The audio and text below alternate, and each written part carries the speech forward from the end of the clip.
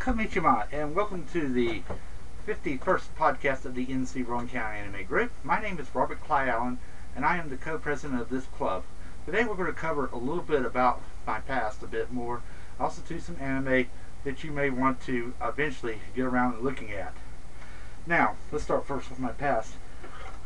I did meet Patrick Troughton. Now, sadly, I didn't take any pictures of me and Pat together, but I do have proof that I did actually meet the man.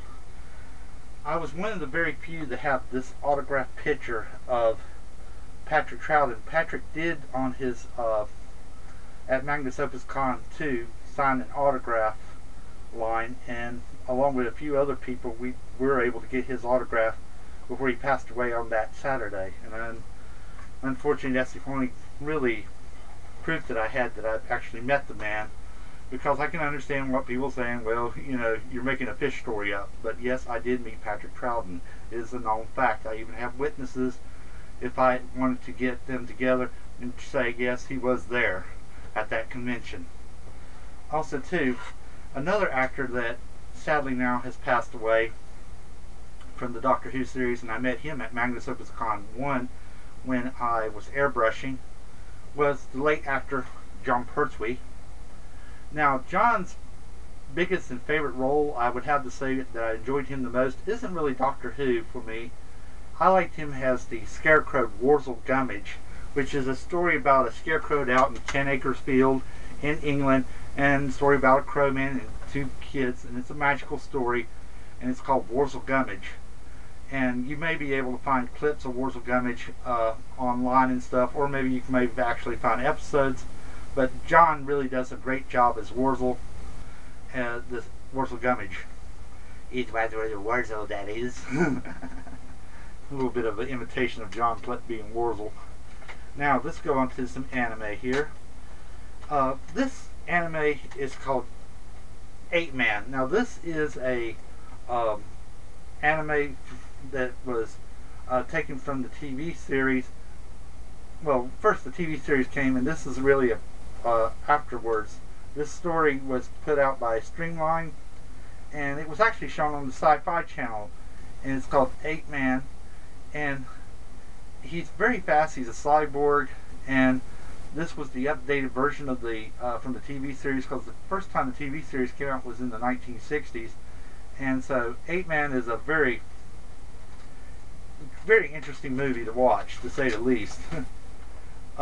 If you like comedy, and I do love comedy a lot with anime, I highly recommend this one. It's called Happy Lessons. What's worse than having one mama? Imagine yourself having 5 mamas taking care of you. And also two step-sisters or sibling sisters that like you, and then also to the a school body president who's a female also likes you. So Happy Lessons is put out by 80 Films, and let me check at the recommended age here on this box here. Let's see, recommended age 15 plus. Yes, I agree with them. 15 plus would probably be the right age for somebody to watch this anime. It does have a bit of nudity in it in some of the episodes, but it's hilariously funny. For my final one, I would like to suggest The Comics Party. Now, The Comics Party first was put out by Right Stuff Videos. There is a second season called Comics Party Revolution, and that was put out by 80 Films. And the Comic Party is basically these bunch of kids who are trying to learn how to draw fan comics.